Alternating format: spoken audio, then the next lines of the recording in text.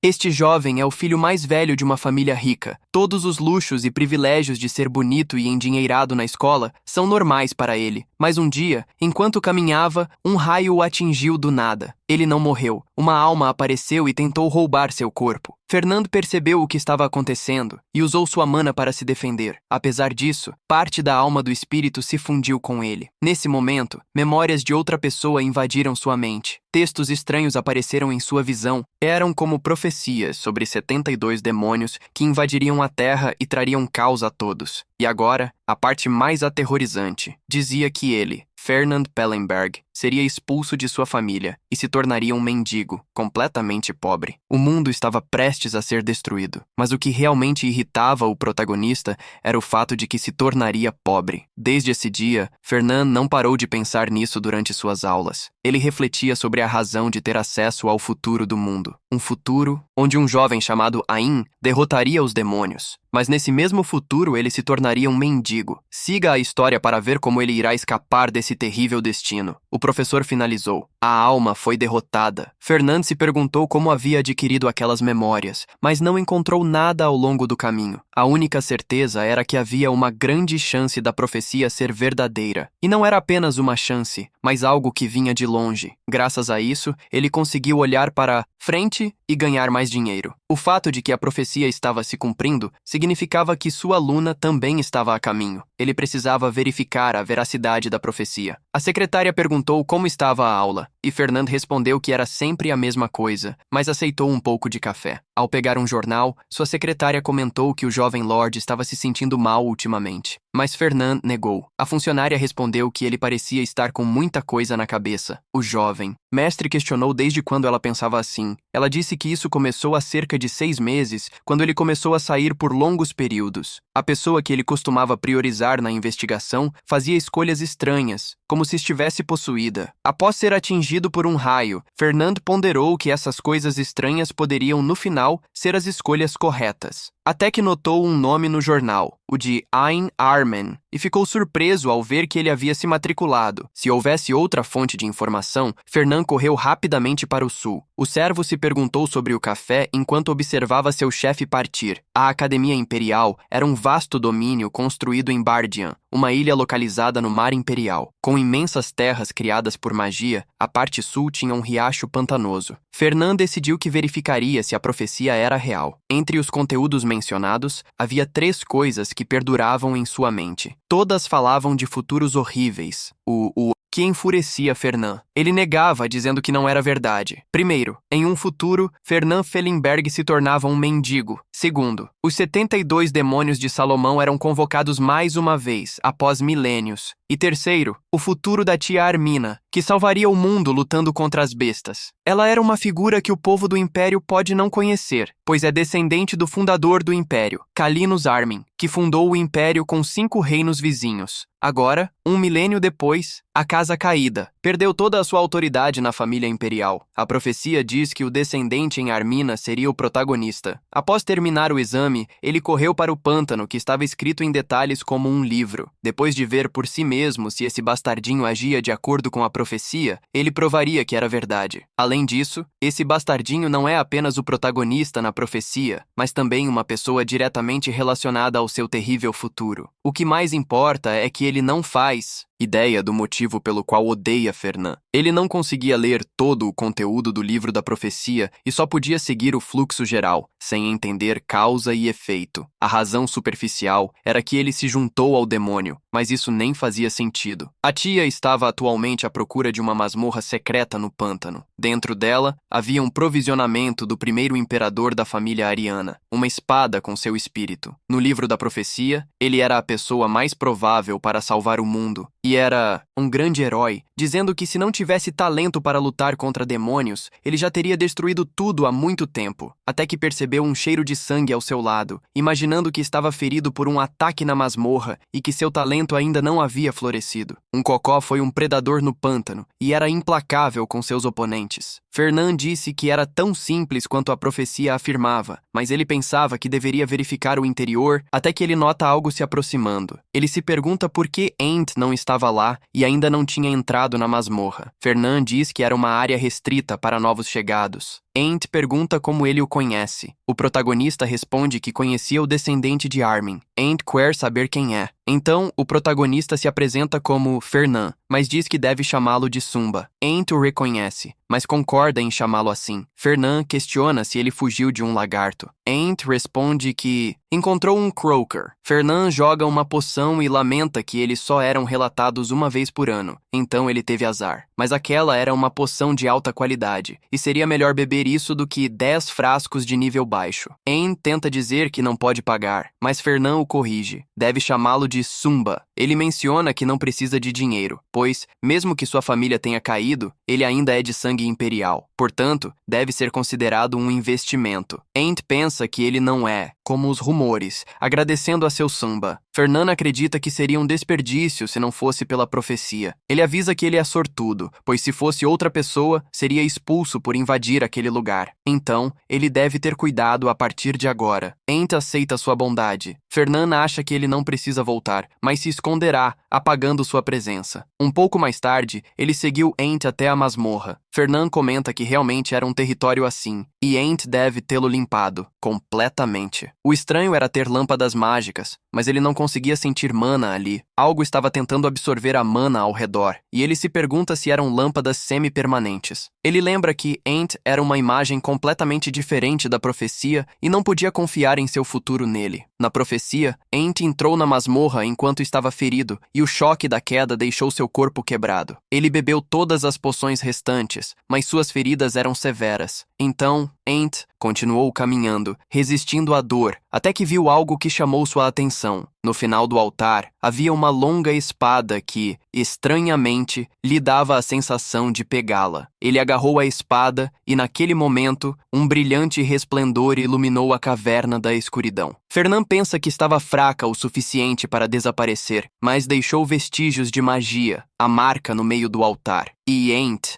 que limpou a masmorra sem nenhum ferimento. A situação toda indicava que a profecia era real, o que significa que seu futuro realmente aconteceria. Ele se queixa de que vai se tornar um mendigo. Era um futuro horrível. Desta vez, Aen não é o protagonista da profecia, nem o herói que protege o mundo dos demônios. Ele é aquele que trará a queda do mundo. Antes, ele ainda era uma estrela em ascensão, mas tinha uma personalidade completamente diferente. Era do tipo que valoriza a honra mais do que as coisas materiais. Se abordado de maneira descuidada, poderia se tornar um fogo inesperado. Ele se pergunta como lidar com isso, dizendo que é um problema difícil. Seu servo questiona sobre a situação. Fernand diz a Hyde que havia algo no topo que certamente iria crescer se ele investisse. Então, pergunta o que deveria fazer. Hyde responde que não deve hesitar. O jovem mestre reclama que sua personalidade não se alinha. Hyde não se importa, porque o Duque diz que até mesmo personalidades podem se alinhar com dinheiro. Fernand pensa que é complicado lidar com demônios e destruição. A diferença de personalidade é pequena quando se trata de muito dinheiro. De qualquer forma, ele precisa de mais informações sobre Aen. Então, avisa que irá encontrá-lo agora. Seu servo pergunta quem, já que um convidado chegaria mais tarde, mas ele suspira enquanto seu mestre sai. Na academia, os dormitórios são atribuídos de acordo com os resultados do exame de entrada. Os primeiros 10 são para os lebidas, a elite. De 11 a 30 são alunos extraordinários. Abaixo disso estão os dormitórios Deeps. O ego da espada grita aquele nome, alegando que um descendente de Armin estava lá, em vez do topo. Era inacreditável. Mesmo se o atual imperador soubesse, ele se levantaria de seu túmulo, irritado. Mas Aen só questiona por que os demônios aparecem de repente. O ego da espada responde que isso seria impossível, a menos que eles interferissem. Aen replica que não ajudará com isso, pois ainda está fraco. A espada grita que não acredita nele. Diz que, honestamente, o primeiro imperador foi o verdadeiro culpado, já que aboliu o sistema de sucessão imperial e o alterou para eleger o imperador entre os 7 eleitores. Ele doou a maior parte das terras de Armin para o império e continuou assim por 100 anos. O território doado não é mais deles, e com o passar do tempo, eles perderam fortunas e suas técnicas ao longo das gerações. Mesmo sendo um candidato, dadas as circunstâncias, o imperador responde que ele ainda tem talento e oferecerá todos os recursos para restaurar a glória. O atual imperador também o colocou lá para um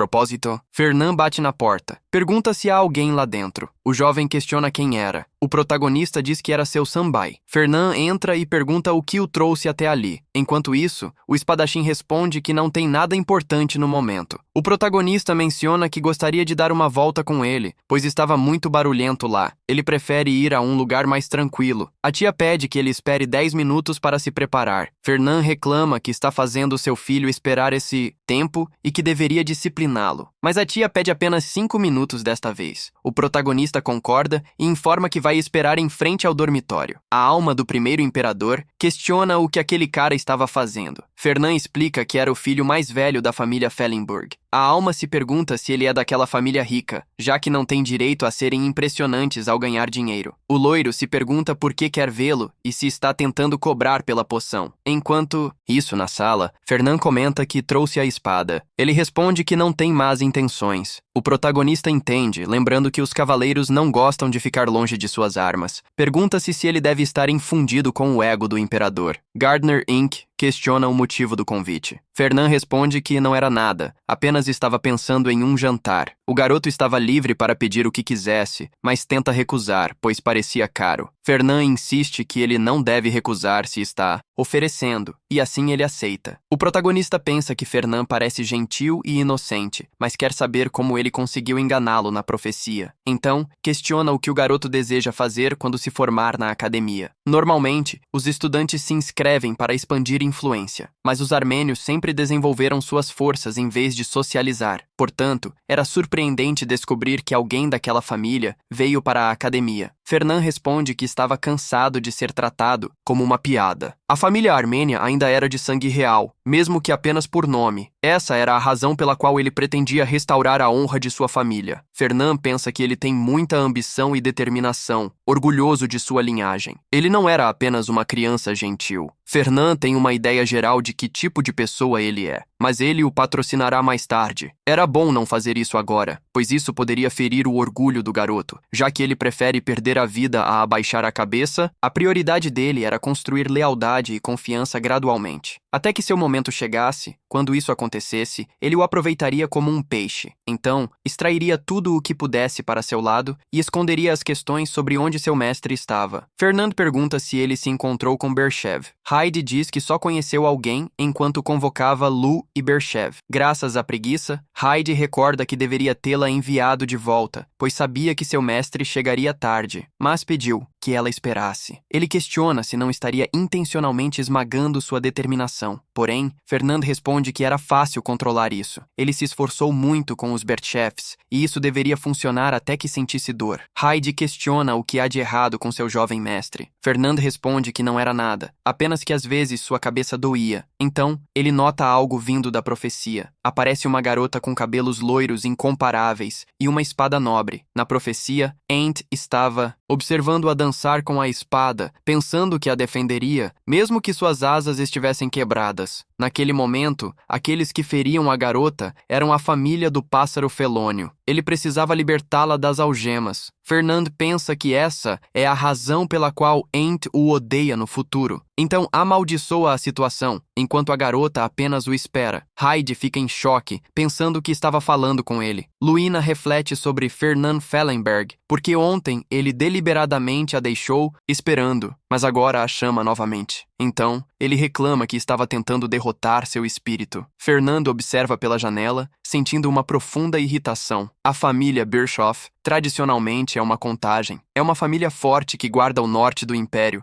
e é uma das 7 eleitoras de príncipes. Mas as ondas de monstros causaram enormes danos. Sua fortaleza foi varrida junto com sua glória. Os Bischoff precisavam de dinheiro para se reerguerem. Venderam seu patenteamento dourado e seus direitos. Assim, alguém estendeu a mão para os Birch, Eves, o líder dos Fellenberg. Seu pai, os Fellenberg, possui excelente magia, mas sua esgrima é fraca, mesmo desejando melhorar. Essa era a oportunidade perfeita. Escaparam do aniquilamento, mas estavam sofrendo anualmente e pensavam que, se pressionassem um pouco mais, poderiam quebrar e liberar sua esgrima mágica. De todas as pessoas, Luina estava destinada a ser o amor de Ent. pensando que esse bastardo deseja tudo, desde salvar o mundo até o amor. Como ela está conectada com Ent, ele deve ter certeza de que não a odeia. Ele comenta que a garota chegou cedo. Em seguida, pede desculpas por ontem. Ele se distraiu por um momento e não fez isso intencionalmente. Luína responde que sempre a parte infeliz sofre injustiças. Fernand reclama que não disse isso. A garota aceita, mas questiona por que ele a chamou ali. Fernand responde que ela já deveria saber e pensa que deveria ganhar um favor dela na fase 1 do plano. Ele avisa que houve uma junção entre o departamento de magia e os cavaleiros, mas Luna se recusa, antes que ele complete a frase. Ela pergunta se ele perderia a chance de ser seu parceiro. Quer saber por que fazer isso, já que se juntar a ele é inútil. Ela tem opções melhores do que alguém classificado em 10º lugar. Fernand avisa que, se ela mantiver a parceria por 3 anos, aumentará todos os juros acumulados, mas sob a condição de aceitá-lo como patrocinador. Luína questiona a razão. Fernand explica que a junção era importante, mas a garota diz que isso não é tudo. Ele quer que ela não apenas seja parceira, mas também patrocinada, mesmo sendo do departamento de esgrima. Fernand responde que a maior parte do dinheiro que manda para sua família, e todo mundo sabe, vive pior do que a maioria dos plebeus. Patrocinar Luína não significa nada de especial. Ele só quer investir porque ela é talentosa. Luna responde que os nobres geralmente não patrocinam outros nobres. Fernand reflete que ela também valoriza lealdade e honra. Ele diz que as famílias compartilham status nobre, mas isso não significa que são iguais. As famílias acreditam que a honra de Berchef é superior, mas não pode ser comparada a uma antiga família real. Luína questiona se ele a estava insultando. Fernand reflete que, ao contrário de Armin, era uma ofensa direta entre famílias. Mesmo que ela odeie, aceitará. Então ele diz que não é hora de ser orgulhosa, já que não mentiu ao dizer que ela é talentosa. Ele a viu dançar com a espada recentemente, e foi muito nobre e bela. Pensando que ela não recusaria alguém que reconhece seu talento, ele pergunta o que quer dizer com isso. Fernand levanta a mão, avisando que não esqueceria. Então começa a tecer muitos elogios, e Luína, envergonhada, pede para ele parar. Fernand diz que não pode fazer isso, então grita que não conseguiu encontrar palavras para descrever a perfeição de sua dança, fazendo Luna concordar em ser sua parceira. Na sala, sua criada lê o contrato de patrocínio. A maioria das cláusulas não será pública. Isso termina após a graduação, em troca dela ser sua parceira de classe por 3 anos. Luna comenta que as condições são boas demais para recusar. Ele disse que viu potencial na dança da espada dela, como algo supremo, nobre e vívido. Além disso, ele não conseguia encontrar palavras para descrever a beleza disso. Isso deixou a criada furiosa. Ela reclama que esse maníaco obcecado por dinheiro estava tentando algo, mas Luína a avisa para não dizer isso, já que ele ainda é o herdeiro de Fellenburg. Sua criada comenta que esse herdeiro estava tentando seduzi-la. Luína diz que não sentiu isso e que era suspeito, mas que ajudaria sua família, então suportaria. A criada menciona que ela está classificada em 2º lugar, enquanto Fernand estava em 10º. Nesse momento, Hyde aparece na porta, dizendo que seu jovem mestre quer vê-la. Ele disse que a aguardaria no campo de treinamento e que ela fosse o mais rápido possível. A criada responde que vai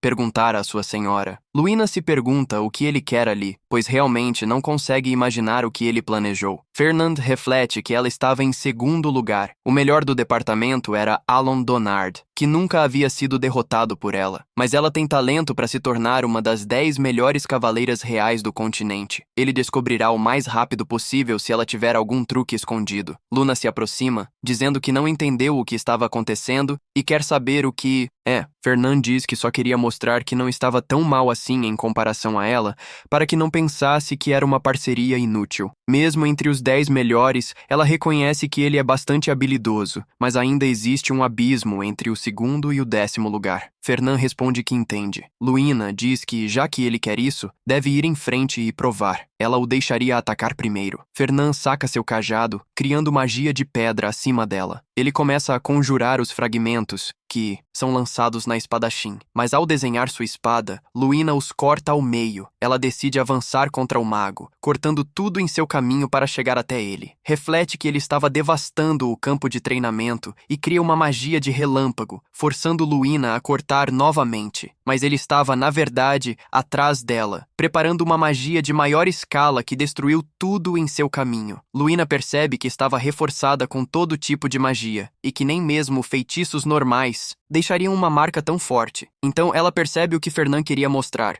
Ele teve que esconder seu verdadeiro poder todo esse tempo. O campo de batalha inteiro levita. Lúnia desvia, perguntando como ele está conjurando múltiplos feitiços de alto nível dessa forma. Ela quer saber quanta mana ele tem. Ele definitivamente não tinha a habilidade de um 10º lugar e subestimou completamente seu oponente. Nesse ponto, ela estava prestes a perder. Ela libera uma energia extrema de sua força. Fernand fica impressionado e sorri. Até as paredes do campo são afetadas. O duelo final ocorre entre magia e a esgrima de Lena. Ela avança em direção a Fernand e seu bastão cai ao chão. O protagonista avisa que ele se rende. Luna questiona se ele está provocando-a, mas o protagonista responde que não. Sua mana simplesmente acabou. Um mago sem mana não pode derrotar um cavaleiro. A garota pensa que ele não estava fingindo, pois definitivamente ficou sem mana e não pode vencer nesse estado. Já que ela bloqueou todos os ataques, a vitória é dela. Ela se pergunta por que está sentindo esse mau pressentimento agora. Fernand avisa que tem algo para ela. Então, ele lhe entrega um presente, dizendo que era uma recompensa e ouviu que ela gosta de chocolate. Foi feito com o uísque da família dele e é bastante bom, mas se ela não gostar, ele pode lhe dar chocolate da árvore Mundo Fredin, ou também a especialidade do reino de Freásia, o kraken chamado chocolate Luína. A garota questiona se ele investigou seu passado. Fernand responde que não foi tão longe assim por alguém, como ela, mas apenas olhou os detalhes pessoais de todos os 10 melhores alunos. Luna comenta que dar chocolate só por vencer um duelo é infantil. Fernand brinca que não vai forçá-la a aceitar o presente, mas a garota o pega da mão dele. Ela pede que ele espere um momento antes de partir, dizendo que tem mana suficiente para desferir ataques brutos unilateralmente e foi forçada a ir ao seu limite. Questiona por que ele fingiu ser apenas um 10º lugar com tal poder. Fernand responde que um comerciante não caminha em direção aos holofotes. De volta à sala, Hyde questiona o que aconteceu ali, pois ele quebrou completamente seu armazenamento de mana e amplificador. Fernand responde que duelou com Luína, que é bastante forte, mas estava preparado e mesmo assim perdeu tudo. Não apenas isso, mas ela esgotou toda a sua mana. Hyde questiona como usar itens tão preciosos assim e se realmente vale a pena. O protagonista responde que foi um investimento para o futuro. Se isso era um efeito colateral de ser atingido por eletricidade, Fernand reflete. Aang não julgou errado. A esgrima era realmente elegante. Ele entende por que era algo secreto. Além disso, Lena definitivamente tem talento. Ele se pergunta por que ela nunca tentou conquistar o primeiro lugar. Seria porque seu equipamento era de baixo nível? Ele questiona o que dirá ao Duque sobre a esgrima secreta. Bershev era altamente procurado.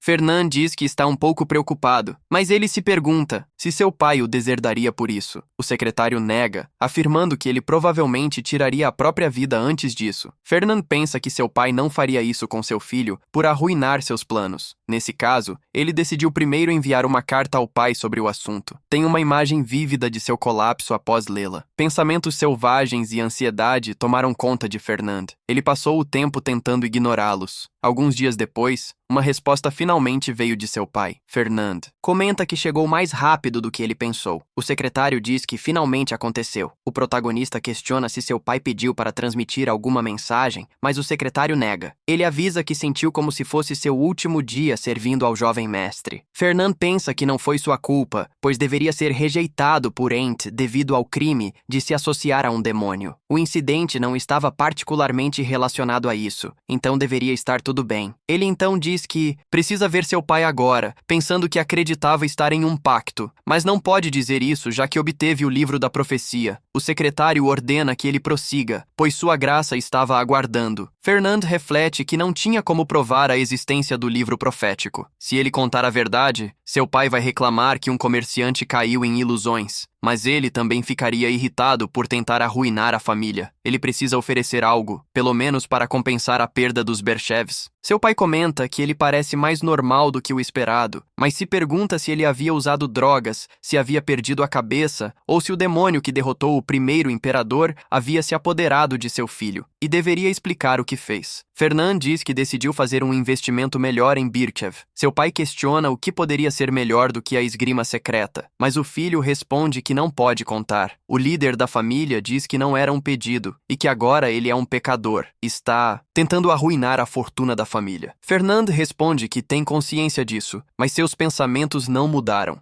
E se ele confiar no assunto da bétula, vai trazer algo melhor do que um segredo? Fencing. Seu pai diz que ele deveria repetir isso, querendo saber a fonte de sua confiança. Fernand repete que não pode contar. Seu pai diz que é absurdo e que não o ensinou a ser imprudente. Mas ele deveria saber que não é algo que se resolve assim tão facilmente. O protagonista responde que não tem escolha, a não ser mencionar a profecia. Ele não queria fazer isso, mas não tem alternativa. Então, ele diz que não foi imprudência, em troca de assumir total responsabilidade pelo assunto. Ele dará todas as informações que conhece e tem um grupo de inteligência pessoal. Yvonne responde que duvida disso, mas ele deve prosseguir e compartilhar as informações. Fernand diz que, a leste das Montanhas Ares, no território do Visconde Donuts, existe uma mina de cristal ainda não descoberta. Seu pai comenta que nunca ouviu falar disso e questiona se o grupo de inteligência é melhor do que crianças brincando. Fernand responde que, graças a isso, tiveram sorte de encontrar uma moeda. Esse lugar em Ares é suficiente para cobrir todas as perdas da Bétula Eves e ainda deixar um lucro. Era a definição de uma montanha de dinheiro. As pedras mágicas são minerais que contêm mana, e é por isso que valem muito. Ele não viu isso pessoalmente e não tem ideia de quão grande é, mas talvez isso compre tempo. Então, ele diz que o embarque de Donar deu errado devido ao furacão e sua situação não é boa. Eles podem colocar as mãos na mina se aproveitarem a situação, e ele acha melhor revelar a profecia aos poucos, até que seja descoberta. Yvonne responde que, se for verdade, ele pode ignorar os danos que causou, mas precisa verificar suas palavras primeiro. Seu filho deve se concentrar nos estudos, pois ele o chamará de volta assim que tiver a oportunidade. Fernand entende, pensando que foi capaz de apagar sua raiva, e parecia que sua expectativa de vida havia diminuído. Yvonne chama por Fernand enquanto ele estava saindo. O jovem responde e pergunta se fez algo errado, mas seu pai avisa que, uma vez que foi lá, deveriam jantar juntos. A porta se fecha e Yvonne comenta que estava um pouco decepcionado, já que a tartaruga negra não descobriu o que Fernand encontrou. Sua secretária se desculpa e diz que vai checar isso novamente. Yvonne questiona o que ele pensa sobre seu filho, e a secretária responde: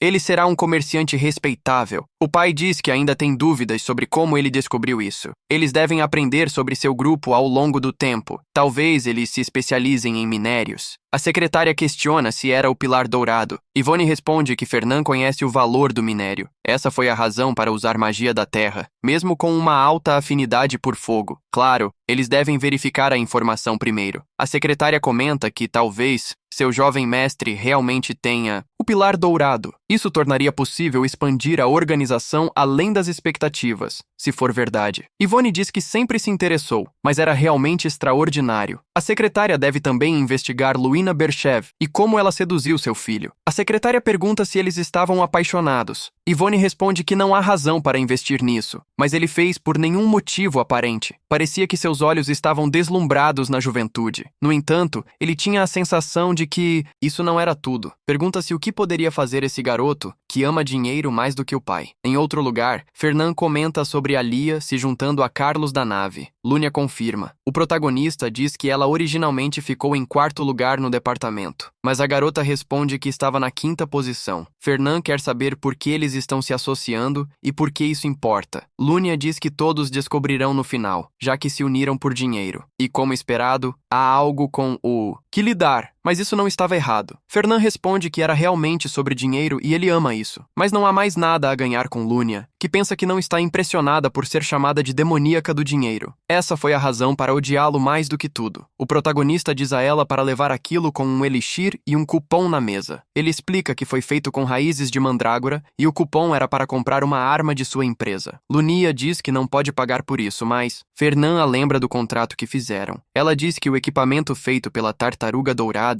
era demais para ser um presente, e pelo olhar dele, parecia que ele também pensava assim, mas Fernand nega isso, enquanto pensa que ela estava certa. No entanto, o custo de ganhar um favor de Lunia e evitar um futuro de mendicância era melhor. Ela diz que não pode aceitar. O protagonista menciona que rejeitar o patrocínio é uma penalidade do contrato, e ela acaba aceitando. Fernand se levanta e diz que haveria na aula, mas há algo importante agora. Lunia reflete que, mesmo sendo patrocínio, ainda é muito caro. Ela se pergunta se havia uma cláusula de penalidade no contrato, mas definitivamente não havia. Ela quer saber por que oferecer itens preciosos. Estava tentando seduzi-lo para roubar sua espada, e nunca deixaria que ele tivesse sucesso nisso. Em seu seu quarto, Burnham diz que Aunt Armin deve estar nessa palestra. Ele aquece o braço enquanto o protagonista reflete que foi um duelo do primeiro ano. Era algo famoso, nesse nível, com duelos amistosos. De acordo com a profecia, quem obtivesse o ego da espada começaria a vencer e se tornaria famoso na história de ser um herói que salvaria o mundo. Alguém se aproxima dele, perguntando o que era poder ver Fernand Fellenberg naquele lugar. Fernand questiona como está Sua Majestade. O príncipe responde que faz um tempo que se considerou isso, mas quer saber o que o traz ali e se há novos alunos que chamaram sua atenção. Fernand diz que tem acompanhado os rankings e o questiona sobre isso. Pergunta se ele está lá para ver Aunt Armin. O príncipe diz que sim, e eles são da antiga família imperial. É natural ter curiosidade sobre uma família que não aparece ali há 100 anos. Fernand reflete que esse era Ludger Schwaben, o segundo príncipe. Eles estão no trono há gerações, desde que foram eleitos. A família imperial, embora compartilhe as mesmas raízes que os armenianos, agora tem uma má relação. Além disso, Ludger valoriza a autoridade mais do que qualquer Schwaben. Portanto, Aunt é uma espinha em seu lado. Então, Ludger diz que também parecia curioso sobre ele, até que nota que há outro ali chamado Viren Karl Bunder. Ele participou do teste e foi o segundo melhor aluno desta vez, além dos Karl Bunder tentando roubar o lugar de Armin como votantes. Fernand reflete que foi uma coincidência e se pergunta se o relacionamento deles começa ali. Para cada herói épico, há um vilão tentando superar o protagonista para crescer. Para Aunt, o protagonista da profecia, Varan Karl Bunder era o próximo antagonista. Um instrutor chama por Aunt Iane Dern, enquanto Fernand reflete que Ludger e seu servo Varan estavam no mesmo lugar, no início da jornada do herói. Ele se pergunta se era destino, porque isso é realmente interessante. E ele deve verificar agora se a profecia irá provar que ele estava investindo na coisa certa. Aunt não estava no caminho certo. O instrutor começa o duelo. Anne avança com longas passadas. Aunt não percebe e consegue bloquear o golpe. O rival usa mana na espada para um corte limpo, mas Aunt desvia com um movimento acrobático aéreo, caindo ao chão enquanto respira pesadamente. Luger diz que ouviu que essa aula escolhe aleatoriamente os parceiros de duelo. Armin parecia azarado, já que Anne Dern ficou em 10º lugar no exame de entrada. Ela era uma oponente dura para Aunt, que estava em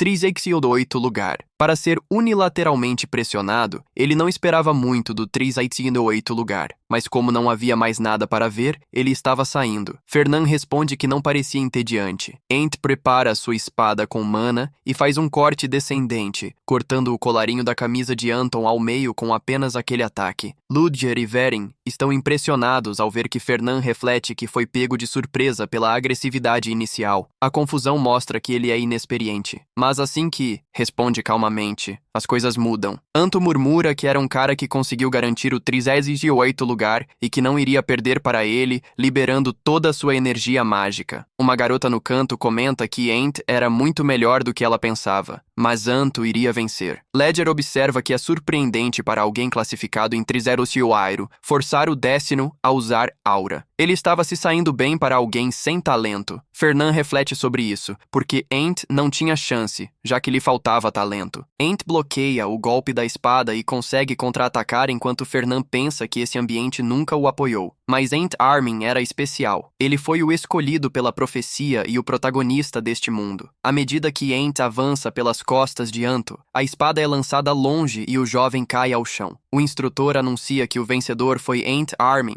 que levanta sua espada brilhante. Seus colegas de classe gritam que Aunt realmente ganhou a luta. Fernand reflete que, como esperado, a profecia estava correta e sua escolha não estava errada. Ele apenas precisa ajudar Aunt a crescer e torná-lo seu aliado. Aí ele vencerá Luina também. Em outra aula, as pessoas se perguntam se realmente fizeram um par e por que Luina aceitou. Fernand reclama que estavam recebendo atenção demais e seu verdadeiro amigo comenta que eventualmente vão parar de falar. Ele questiona se ela usou o elixir e trocou seu equipamento. Luan lembra que ela estava empolgada fazendo tudo isso. Assim, ela responde que não estava ruim. Uma professora se aproxima da sala de aula e pergunta se todos estão presentes. Parecia que todos estavam bem com seus pares e ninguém estava atrasado. Ela se apresenta como Professora Rosalia, de Magia, e também apresenta o professor Grad, de esgrima. Eles começaram a aula imediatamente. Todos receberiam mapas dos assistentes. A primeira atividade era um exercício prático. Grad diz que não havia melhor forma de demonstrar o que aprenderam. Por enquanto, seriam lançados no campo de exercícios. O mapa que ele preparou tinha um destino marcado. Eles deveriam chegar em cerca de 3 horas. Mas não precisavam ir exatamente na hora certa ou muito tarde, pois seria exatamente 4 horas a partir daquele momento. Ele então abre o espaço para perguntas. Um aluno pergunta se isso refletirá em suas notas. Grad responde que era a coisa mais importante antes dos exames finais. Outro aluno questiona sobre combate, e Rosalia avisa sobre pontos extras. Assim, como não havia mais perguntas, eles prosseguiriam imediatamente, desejando boa sorte a todos. Enquanto Lunia e Fernand caminham, a protagonista pergunta onde estavam. A garota responde que deveriam interpretar agora, pois primeiro precisavam olhar o mapa, até que se deparam com uma garota e um mago tímido. Fernand diz que eles eram Jane Hux e Ned Palin, ambos no top 70. Lunia questiona o que deveriam fazer, pois não estavam ali para lidar com 2 desafetos de baixo nível. Fernand diz que normalmente diria algo antes de se afastar, mas dessa vez seguirá totalmente sua decisão. Lunia diz que isso é excelente, pois primeiro deveriam garantir pontos bônus e precisam olhar o mapa para descobrir onde estão. Fernand questiona se não seria mais fácil apenas usar magia,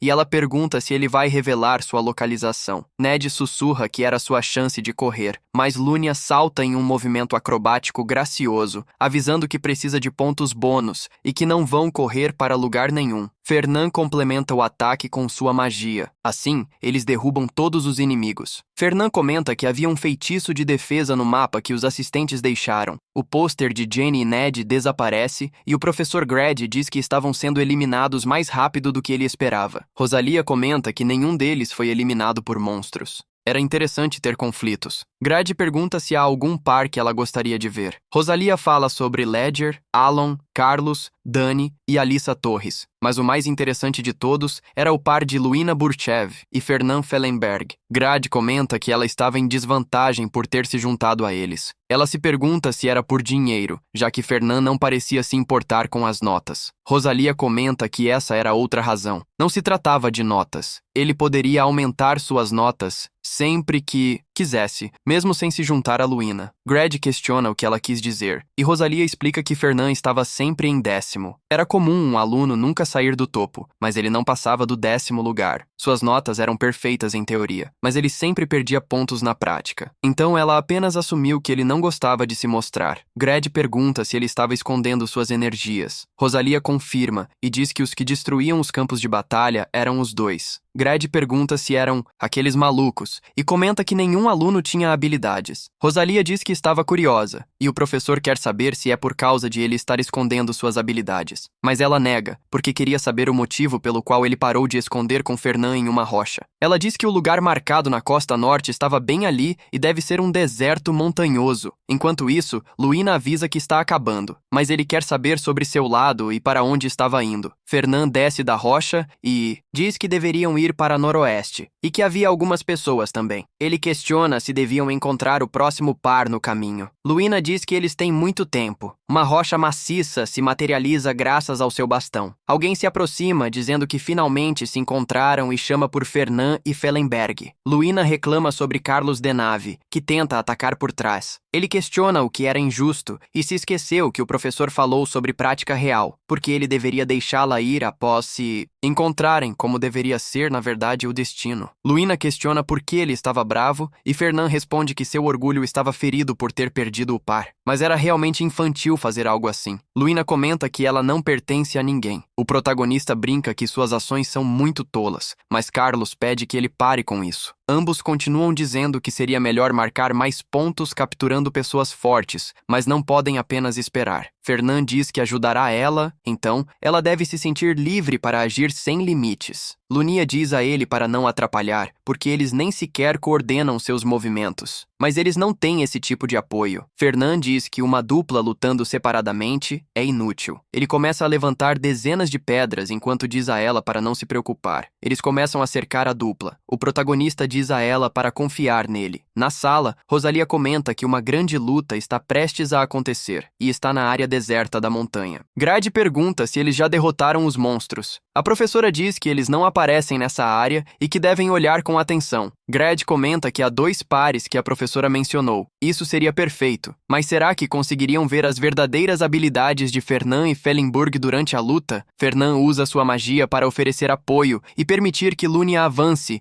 enquanto a dupla adversária faz o mesmo. Ela se pergunta o que é isso, porque seu corpo se sente mais leve do que antes. É a magia de apoio de Fernand que ele está invocando nela enquanto se move. Fernand pisca, dizendo que é incrível, e isso irrita Lunia. Elia tenta um ataque com a espada, mas a garota desvia com um salto. Ela pensa que não tem tempo para se distrair e que primeiro precisa se livrar da garota, colidindo sua arma com a outra. Luina tenta pressioná-la com todas as suas forças. Carlos lança um feitiço de relâmpago que voa em direção a ela. Luina percebe isso enquanto envolve sua espada, percebendo que seu corpo não estava mais se movendo. Elia sorri dizendo que a capturou, mas Lunia reclama que isso não é nada, porque se ela apenas liberar sua aura enquanto a inimiga avança, o golpe não se aproximará. Uma pedra impede o ataque de se aproximar e Carlos questiona o que aconteceu. Lunia aparece de repente ao lado de Fernand e se surpreende. O protagonista responde que é magia. Ele diz que em sua família desenvolveram recentemente a habilidade de trocar coisas que têm o mesmo peso e lugar. Lunia questiona como ele sabe seu peso, mas Fernand diz que estava escrito no relatório dos alunos. Ela desvia do golpe, comentando que a pedra parecia pesada, mas não era tanto assim. Mais tarde, ela ouvirá mais sobre isso. Além disso, ela pretende queimar aquele relatório escolar. Fernand reclama que isso pode custar a vida dela se ela não segurá-lo corretamente e não se mover com cuidado. Lunia diz que vai cuidar de Alia, para que ele se concentre em bloquear Carlos. Fernand se queixa de que teve que rolar no chão várias vezes antes de ver um círculo mágico no céu. Fernand comenta que está se perguntando por que Carlos não usa isso. Ele acredita que sua especialidade é invocar relâmpagos. Um pilar imenso de luz reúne dezenas de raios ao mesmo tempo. Esse poder é mais destrutivo do que o daquele estudante. Por essa razão, ele é o melhor. Fernand avisa que precisa pesquisar como bloquear isso. Então ele tira 2 esferas, alertando que vai ver quão eficazes são. Fernand usa sua magia e começa a reunir mana. Carlos estava completamente focado em sua múltipla concentração. Um golpe é direcionado ao protagonista, acertando-o mais uma vez. A fumaça começa a se dissipar lentamente. Fernand sai de lá com um sorriso no rosto. Carlos questiona como ele conseguiu bloquear aquele golpe. Fernand lança as esferas, explicando que é um dispositivo que absorve mana para armazená-la. Ele fez algumas modificações. Mesmo sendo caro de produzir, parece efetivo. Se encontrarmos mais, seria um sucesso de produção e seria bom para vender no mercado. Enquanto Carlos grita que usar um artefato é covardia, Fernand questiona o que é covardia. Ele diz que é prática real, assim como o professor falou. Luina faz Carlos se virar para sua companheira. O protagonista a ordena a finalizar, e a garota se prepara, usando sua aura contra Alia. À distância, Ludger e seu colega observam a luta. O príncipe comenta que apenas 2 dos 4 permanecem. Alon diz que a assistência o enviará ao seu destino. Não havia nenhum mago entre os estudantes que pudesse bloquear a magia de Carlos. Ludger afirma que Fernand e Bischoff tinham poder suficiente. O garoto não poderá mais esconder sua força. Ele não tem chance de acompanhar o ritmo de Bischoff, que está obcecado por notas. Se Fernand usar suas verdadeiras habilidades, sua classificação aumentará. Seu círculo estava cheio de pessoas que saltariam sobre ele se sua classificação caísse. Portanto, ele não pode deixar que ele se torne um potencial rival. Assim como o seguiu para a segurança, como prometido, ele vai elevar seu nível no teste. Essa dupla já havia sido eliminada antes dele. Luina, Burchev e Fernand Fellenburg deveriam ser capturados. A dupla corta um troll ao meio com sua força. Luina comenta que estavam perto do seu destino e que os monstros estavam aparecendo, então chegariam primeiro nesse ponto. Mas Fernand parecia ignorá-la enquanto absorvia o corpo do troll. Ela pergunta se isso era realmente necessário, e Fernand explica que o sangue de troll é um item-chave para suas poções. A garota comenta que sabe disso, mas comparado à sua riqueza era nada, e era por isso que o chamavam de maníaco. Fernand diz que conseguiu recrutá-la graças a isso. Ela o incentiva a seguir em frente, porém restavam apenas 8 pares. O garoto brinca que ela se perdeu nos pontos. Luana afirma que ainda tem um bom motivo para ser a melhor aluna. Ela o chama, e Fernand diz que ele também sentiu. Havia pelo menos 20 pessoas, e ele tinha a impressão de que todos estavam mirando neles. Com as armas avançando, Fernand e Luana conseguiram lutar com toda a sua força. Alon corre em direção à garota com toda a sua velocidade. Prepara-se para atacar, enquanto Luana o reconhece. Ambos colidem suas armas com toda a força, sendo repelidos devido às forças opostas. Então, avançam mais uma vez um em direção ao outro. Ambos emanam suas energias e chocam suas espadas mais uma vez. À distância, Ludger levita, reunindo uma bola de fogo com seu mana, mas sua magia é impedida de ser invocada graças ao poder da terra de Fernand.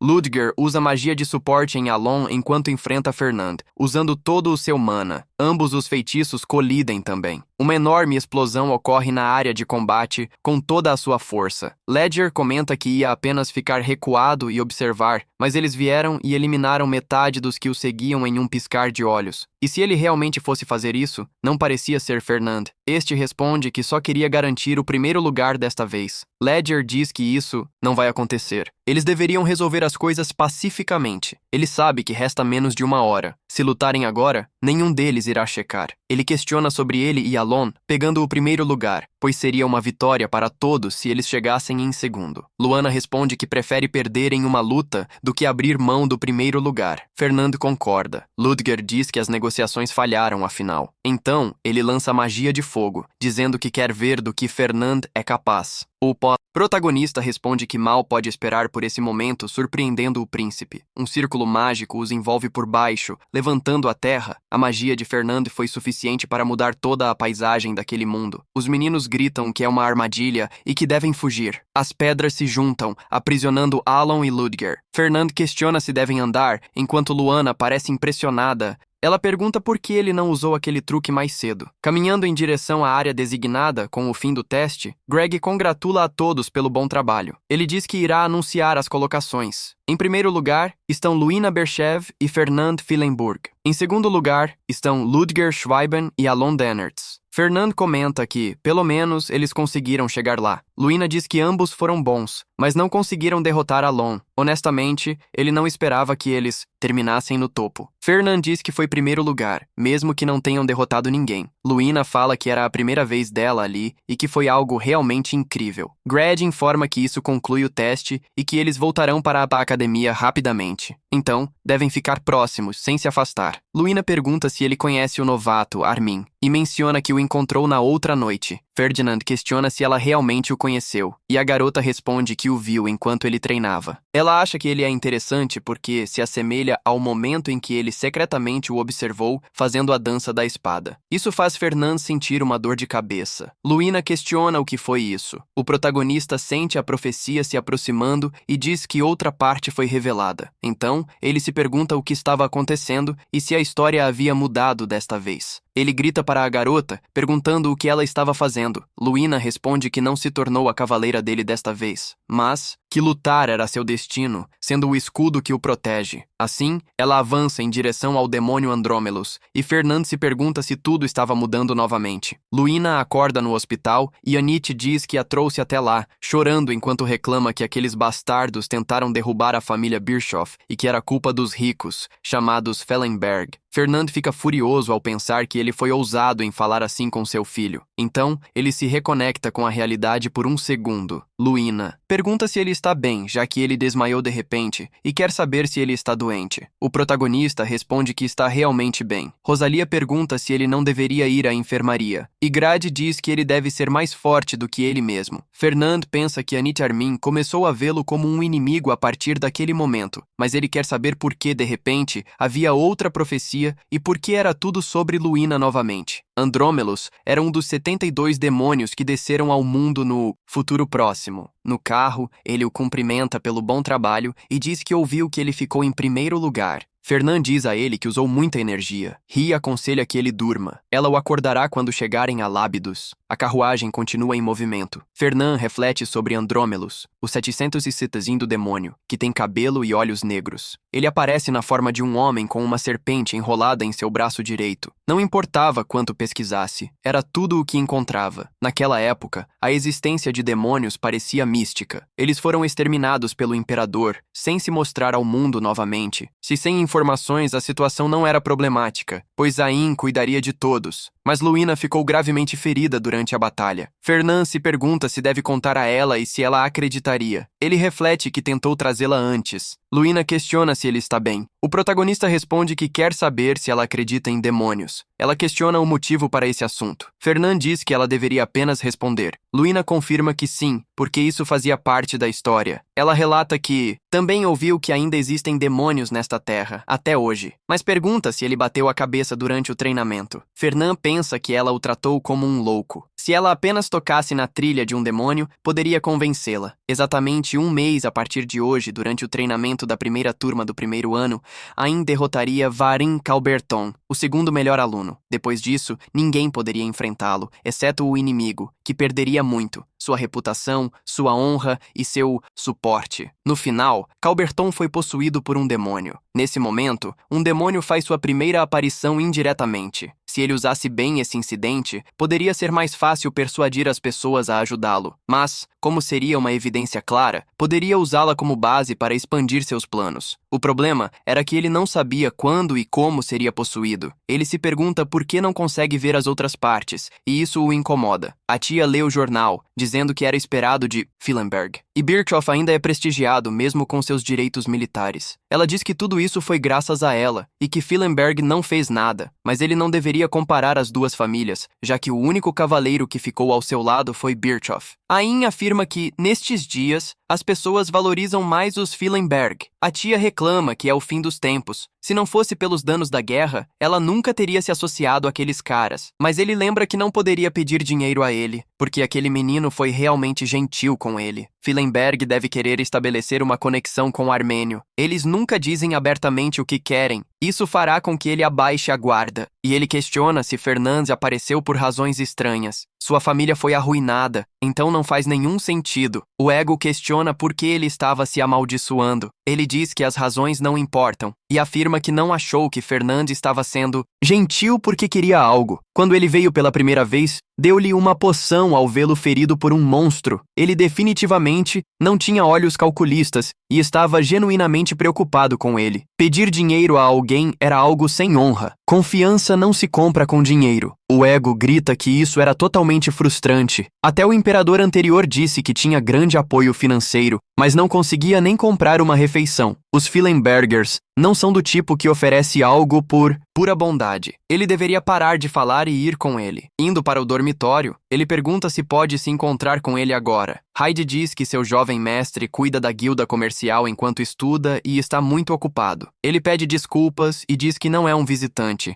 mas um armênio que veio vê-lo. O secretário diz que ele mencionou isso, mas estava ocupado e deveria voltar. E Ent diz que entende, comentando com o ego que daria dinheiro se estivesse esperando, mas Domingo estava ocupado e acabou o perturbando. Fernand reflete que foi inesperado e a isca ainda não estava bem temperada. Hyde entra no quarto dizendo que, conforme instruído, enviou Ent de volta, mas ele quer saber por que o enviou de volta se estava de olho nele. Fernand responde que era estranho ir vê-lo, e o propósito é o mesmo. Provavelmente era o mesmo para Ent, mas isso torna as coisas ainda mais estranhas. Como ele não pode ajudar, o enviou de volta porque sentiu que ele não queria realmente vir. Ele vai atraí-lo quando confiar nele de verdade. Hyde pergunta se era necessário ir tão longe por um descendente de uma família caída. Fernand responde que ele tinha muitas qualidades e era um talento que seria de grande ajuda. Hyde pergunta se ele vai perdê-lo se o enviar de volta hoje. Fernand diz que tem uma abertura, então deveria ir às famílias subordinadas para coletar todos os elixires. Hyde diz que isso é muito caro e dar algo a ele é uma perda considerável. Fernand diz que daria algo mais caro. Não tem nada a ver com dinheiro. Se ele não fizer isso, significa que não tem dinheiro suficiente em casa. Ent questiona se ele conheceu o mordomo da família Fillenberg. Ego se queixa por ter sido mandado embora. Conta que deu uma caixa com um bilhete, mas ele quer ver que tipo de desculpa foi dada. Ain revela que era um elixir feito especialmente para ele, então deveria aceitá-lo. Ego reclama que esse bastardo termina cada frase com alguém para zombar dele. Ent percebe o que era aquele elixir e fica assustado. Ego pergunta o que era, vendo que era o coração de um pássaro sagrado, perfeito para o exército e para o manejo de espadas, que resiste ao poder da luz. Esse cara, Fernand, foi realmente atencioso, e foi bom vê-lo mais tarde. Ain diz que não pode acreditar que alguém como ele pode gostar tanto dele. Ele vai trabalhar mais arduamente para corresponder às expectativas de seu zombie. Alguns dias depois, Fernand questiona qual foi o resultado. Hyde diz que Ent derrotou Varin Kalbander. Seu manejo de espada estava um pouco melhor, mas a aura de Armin ofuscava sua habilidade. Fernand acha que a profecia vai se repetir. Ele questiona se foi graças ao elixir que deu a Ent. Fernand diz que teve algum efeito. Hyde comenta que parecia que Armin venceria mesmo sem o elixir. Fernand afirma que é algo que ninguém pode saber e pensa que a profecia diz que Ent derrotou Verin. Depois, ele foi possuído por um demônio. Era uma oportunidade perfeita para encontrar provas de que ele existe. Fernand diz a Hyde para ficar de olho em Verin por um tempo. Hyde confirma que observará os lugares que ele visita, até as pessoas com quem ele se encontra e as conversas. Veron precisa saber tudo sobre ele. 2 semanas se passaram desde que ele começou a observar Veron, mas nada aconteceu. Algo não estava certo e algo maior estava acontecendo. Agora, ele quer saber se Hyde estava sendo preguiçoso. A parte mais importante da profecia era sobre o demônio. E se essa parte for fácil, ele considerará o que deve acreditar. Depois de ser derrotado por Ent, ele reuniu sua frustração e o encontrou novamente no exame de meio de ano. O vencedor da luta já tinha sido decidido. Ent não era mais descuidado contra alguém que já havia enfrentado com o ego do antigo imperador.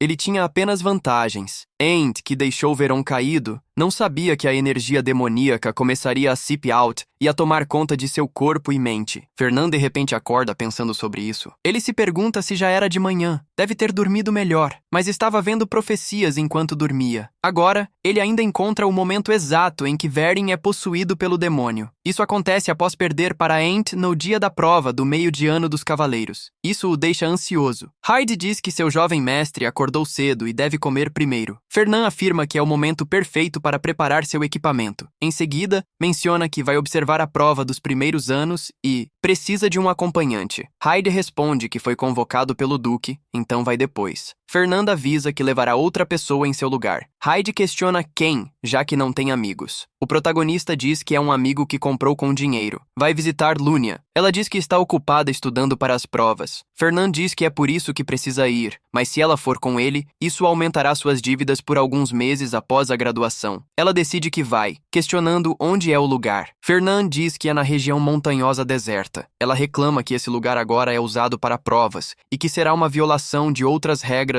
se alunos de outros anos forem. Ferdinand responde que pode permitir isso com dinheiro. Ela comenta que ele parecia alguém sem cérebro, mas quem os trouxe foi o professor Grad. O protagonista responde que ele era flexível. Lunia diz que vai voltar para os dormitórios. Fernand grita que eles não serão pegos quebrando as regras e que ela deve cumprir sua palavra. A garota responde que não era isso, apenas esqueceu de trazer sua espada. O menino pede que ela vá rápido, enquanto ele espera com um manto de invisibilidade. Fernand sussurra que precisa esconder sua presença dos professores e assistentes para que não descubram. Ele deve se vangloriar de Grad, mas isso seria um problema. Lunia responde que ele deveria saber que fazer algo sem saber era pior. Fernand diz que ela era uma boa garota e deveria continuar, mas ele esperaria ali, pois iria verificar para onde precisavam ir. Pensando que Ent estava atualmente em segundo lugar, ele percebe que estava muito perto de Varen, que era o terceiro. Ele se pergunta se já tinham lutado, então decide seguir por esse caminho. Lunia reclama que é contra as regras um aluno ter um mapa de professor. Fernand apenas diz para ela seguir quieta até que ele sinta algo. Ela se pergunta se era um monstro gritando. Então ouvem o grito mais uma vez. Lunia diz que vai verificar, porque há muitos calouros por perto, ela continua correndo. Fernand diz que era perigoso ir sozinho. O garoto a segue pelo caminho. Lunia comenta que o garoto parece inconsciente e foi atacado por um monstro, mas Graças à magia defensiva, ele não teve ferimentos. Porém, era estranho, pois os monstros daquela era geralmente não eram ferozes. Fernand pensa que isso começou mais cedo do que ele imaginava. Ele não conseguiu verificar a condição de Verin. Então, ele sente uma pressão. Lunia questiona o que estava acontecendo ali, quando uma enorme explosão ocorre à sua frente. Ela vira o olhar e se depara com um troll correndo em sua direção. A garota consegue cortar o braço do troll com sua espada. O troll se levanta e charge novamente. Lunia se pergunta por que ele não parava, mesmo após ter seus braços cortados. Mas uma pedra o atinge por trás. Fernand usou sua magia para criar espinhos de pedra, lançando-os contra as costas do troll. Lunia salta para uma árvore, se agarrando verticalmente enquanto desvia do golpe do troll. Então, ela mantém o pé no chão, questionando Fernand sobre o que era aquilo. O protagonista responde que era um berserk que não sente dor. Esse tipo de monstro está em um nível superior, e a única forma de derrotá-lo é separar a cabeça. Lunia pergunta o que o fez entrar em fúria. Fernand reflete que a profecia falava do demônio, enquanto os instrutores e professores lidavam com a anomalia. Varin ataca Ent com seu poder, a qualquer momento. Enfrentando uma crise, problemas aparecem simultaneamente. Ele se prepara com seu bastão, dizendo que, por enquanto, lidariam com esse bastardo. O mapa se desintegra. Enquanto isso, Varin cai ao chão reclamando que perdeu novamente. Ent se vira para sair e ele tenta contê-lo. Armian responde que acabou e a partida foi decidida. A palavra de ter sido derrotado ecoa na mente de Verin. Ele pensa que já falhou nas expectativas do príncipe e de sua família. Se isso der errado, ele perderá sua posição como herdeiro. Então, ele aperta os punhos, dizendo que precisa derrotar Ent. Armin se levanta do chão e se atira contra Ent com todas as suas forças. O protagonista se vira com um sorriso para enfrentar o possuído Verin, fazendo alguns movimentos com a espada e conseguindo cortá-lo. O ego da espada se pergunta o que ele queria alcançar ao avançar dessa forma, em vez de aceitar a derrota com honra. Ele era um bastardo que havia perdido sua cavalaria e havia apenas ordens para tirar sua vida. Mas não nega. Gardner reclama que ele era um verme que mancharia a honra dos cavaleiros. O garoto responde que não é uma luta real e que deveriam deixar Fernand e Lunia. Finalmente, conseguiram derrotar o Berserker. A garota diz que precisa esquecer o Elixir e sair daquela luta que não era deles. Fernand reclama que não consegue decidir e que eles vão abrir caminho pela horda de monstros. Lunia o chama de louco. O protagonista comenta que ela deveria saber que não é difícil derrotar um Berserker. Lunia questiona se ele previu isso e diz que precisava de uma escolta, mas Fernand nega. A garota diz que não importa o quanto ela pensasse, o Elixir não era mais importante do que ele, mas o garoto responde que era. Assim, ele foge para longe, enquanto grita que isso era muito mais importante. Em outro lugar, Lunia pergunta se aquele era o lugar do Elixir amaldiçoado. Fernand reflete que parecia que a luta com Ent já tinha acabado. Lunia nota o corpo de Verin e o protagonista diz para ela não se aproximar. Ela se move mais perto e diz que era Bunter, querendo saber quem fez isso com ele. Parecia que ele desmaiou enquanto lutava, e ela quer ajudá-lo. Então Fernand deveria ajudar, mas o protagonista diz que não e que ela deveria ficar para trás. A garota responde que não pode deixar uma pessoa caída para trás e que deveriam levá-lo para um lugar mais seguro. Mas, de repente, Verin se levanta. Lunia sente o que está acontecendo e, instintivamente, recua. Ela diz que essa aura era algo que nunca tinha visto antes, perguntando se era realmente Varin Kalbunder. Fernand responde que é energia demoníaca e a garota questiona sobre isso. O protagonista diz que aquele bastardo estava possuído por um demônio. Observando Varan em seu estado de inconsciência, Fernand reflete que, segundo a profecia, uma vez possuído, ele iria até Ent assim que acordasse, mas parecia que o alvo tinha mudado. Lunia repete que um demônio apareceu ali e quer saber como ele sabe disso, enquanto Fernand reflete que, através de seus olhos, ele já havia perdido tudo. A garota responde que eles devem subjugar Kalbunder primeiro, mas o protagonista toca no ombro de Lunia, advertindo-a para esperar apenas 10 minutos. Ela se vira, mas não encontra o protagonista atrás dela. Verin avança em direção à garota. Ela desvia, tentando trazê-lo de volta à consciência. Verin faz alguns cortes com sua espada, preenchido com uma aura demoníaca, sendo defendido e pressionado por Lunia. Ele reflete que era forte, Neste ponto, ele sabia que ela iria perder. Então, ela usa sua aura para repelir Verin. O demônio cai ao chão. Lunia avança com um golpe de joelho em seu peito, gritando para Verin voltar a si mesmo. O demônio apenas grita várias vezes. Em seguida, ele agarra sua espada e a balança em um corte que Lunia desvia. A aura demoníaca toma conta do corpo do garoto novamente. Lunia saca sua espada, agora cercada por energia. Verin avança e ambos colidem. Suas forças criam uma impressionante troca de golpes. Uma explosão entre as duas energias preenche a área. Lunia recua, pensando que sua aura estava se esvaindo rapidamente devido à energia demoníaca. Ela se pergunta o que deve fazer, pois neste ponto sua aura estava prestes a acabar. Mas parecia que não haveria outro jeito, até que ela nota algo em Verin. Lunia chama por Fernand, que grita para Lunia ir até ele. Verin se vira e emite um gemido estranho, mas o espadachim pisa em sua cabeça enquanto corre. Ferdinand diz que era por ali e que eles precisavam ir rápido. Lunia questiona o que ele está fazendo aparecendo agora e o que diabos fez ele correr. Fernand responde que era um demônio. Lunia grita que ele correu para salvar sua própria vida e a abandonou. Fernand nega, avisando que armou uma armadilha, porque não era alguém fácil de derrotar. Estava perto da hora em que ele cairia nela. Com Verin entrando em um lugar cheio de pedras de mana, estas começam a subir do chão a uma velocidade imensa. Um círculo mágico aparece no céu e prende Verin no ar. Fogo irrompe do mágico, começando a disparar contra o demônio repetidamente. Lunia diz que não era necessário ir tão longe e se questiona o que aconteceria se Kalbunder perdesse a vida. Fernand repete que isso não vai acontecer e pede a ela que observe, pois era como se eles só o fizessem ficar mais irritado. Verin liberava mais energia. Lunia diz que notou algo enquanto lutava, mas Verin reclama que não queria usar aquilo, tirando um cristal de mana e começando a conjurar algum tipo de energia. O fogo começa a envolver o demônio mais uma vez. O mago termina a conjuração de seu feitiço com um pilar de chamas cercando o demônio. Após isso, Baron cai ao chão. Imediatamente depois desse golpe, Fernand diz que funcionou e que a operação foi um sucesso. Lunia questiona se não foi um desperdício usar algo tão itens caros. O garoto diz que a situação não ajuda. A garota conta que, se eles tivessem trabalhado juntos, poderiam tê-lo derrotado sem aquelas coisas. Mas Fernand responde que a energia demoníaca era forte demais. Lunia diz que certamente parecia capaz de destruir o mundo, mas ele ainda estava lá, em Kalbundar. O protagonista se dá conta do que acabou de fazer. Era verdade que ele não era o herói que salvaria o mundo, mas ele ainda não tinha despertado seus poderes. Com base no que estava acontecendo, Lunia era naturalmente mais forte do que ele. Ele ficou tão obcecado pela palavra demônio que esqueceu algo importante. Ficou tempo demais armando as armadilhas. Lunia diz que Fernand perdeu o foco. Nos olhos do protagonista, ele apenas repete quanto custou tudo aquilo. Enquanto o demônio se levanta, ele salta e é atingido na face por Fernand. Então, cai no chão, inconsciente, com o protagonista chamando-o de um demônio desperdiçado. Algum tempo depois, Varin vê o que aconteceu e pergunta se realmente é ele, pois não poderia ter certeza. Fernand responde que a esfera de gravação se assemelha à cena exata do ocorrido, mas não havia como ter forjado aquilo. Varin responde que não lembra de nada após a luta. Fernand diz que, depois de perder a cabeça, ele foi possuído e atacou os outros. Mas Varin reclama que nunca encontrou um demônio. O protagonista diz que ele deve saber, pois estava observando. Ele foi atingido com força no chão. Dezenas de flechas mágicas acertaram seu corpo e um pilar de chamas infernais o queimou. O fato de ainda estar vivo é apenas devido à energia demoníaca protegida em seu corpo. Eles usaram muitas coisas tentando detê-lo, e Varin diz que ele vai pagar por isso. Mas o protagonista finge ter um trauma mental intenso. Verin diz que entende. Então Verin afirma que ele só precisa fazer uma coisa simples: assinar ali, e tudo isso ficaria em segredo. Verin questiona se não se trata apenas de um contrato de escravidão. Não importa quanto olhasse, os termos eram ruins. Verin responde que ele não aprecia bondade para resolver isso e não tem escolha a não ser lidar com a situação. Terá que entregar as gravações aos inquisidores. Os inquisidores são uma organização diretamente subordinada ao imperador que lida com demônios. Abaixo do grande causa, eles tinham poder absoluto, e agora, após 1000 anos, são apenas uma organização figurativa. Fernand reclama que eles têm uma chance de retornar à luz. Verin grita que a esfera não tem nada a ver com demônios. O protagonista responde que, naturalmente, seria expulso da academia. O Marquês expulsaria seu filho, que vendeu a alma. Verin assina o contrato de escravo e diz que está nas mãos de Sunbay. Fora de Lunia, ele questiona se é certo lidar com isso dessa forma.